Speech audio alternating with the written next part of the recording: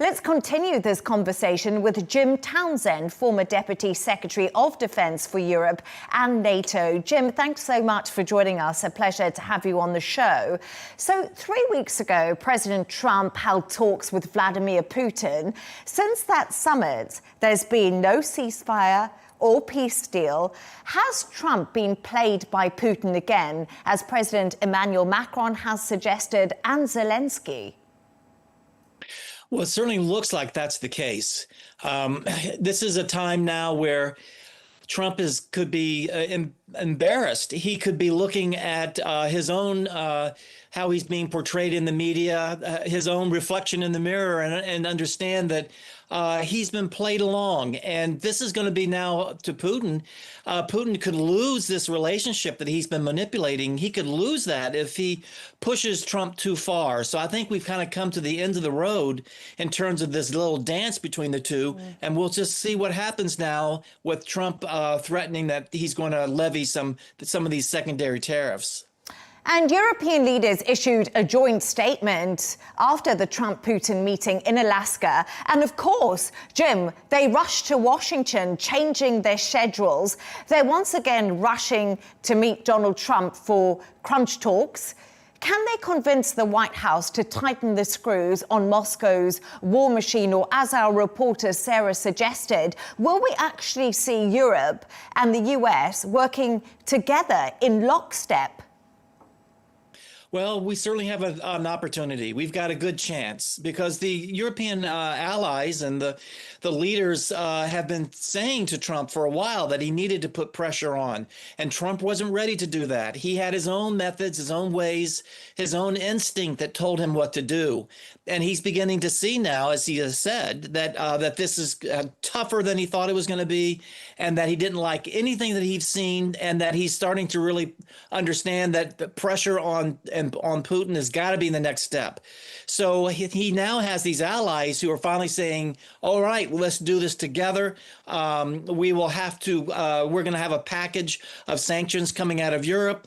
US, we hope you join us with more secondary sanctions yourself.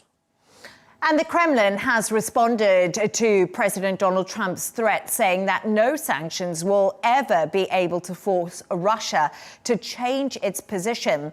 As Russia grows closer to China and India, are these threats of any concern at all to Moscow? We've seen the ruble slightly weaken today on the back of more sanctions talk. But is a Russian economy robust enough? Well, we'll find out. It'll be a bit of a race, I think, to see what crumbles first. The economy is held up by the energy sector in Russia. That's the money that comes in to fuel the war machine. It's their Achilles heel, if you will. And so that's why Trump and others have talked about that oil sector. He put the secondary tariff already on India for buying Russian oil. And you couple that with with the Zelensky attacking the oil installations where they make gasoline there in Russia. You have the EU also going after the shadow fleet of Russian tankers. So there's a lot of coordinated effort already going after that energy sector. And so we'll see what happens to the economy because of that. Certainly the money will have an impact in terms of money flowing back into Russia. If the Europeans can also stop buying Russian oil, I'm sure that is going to be part of the conversation between the European leaders and Trump, is the Europeans are going to have to step up and find alternatives to Russian oil. And Jim, reports suggest the EU is discussing sanctions on China over Russian oil and gas. And we do know that China is a big buyer of Russian oil and gas, the biggest in the world. Do you think the US will back this proposal and also put sanctions on China like we've seen them do to India? Well, it's a great question. It's going to be a roll of the dice for Trump because, he has other ideas for the U.S.-Chinese relationship, particularly on the economic side.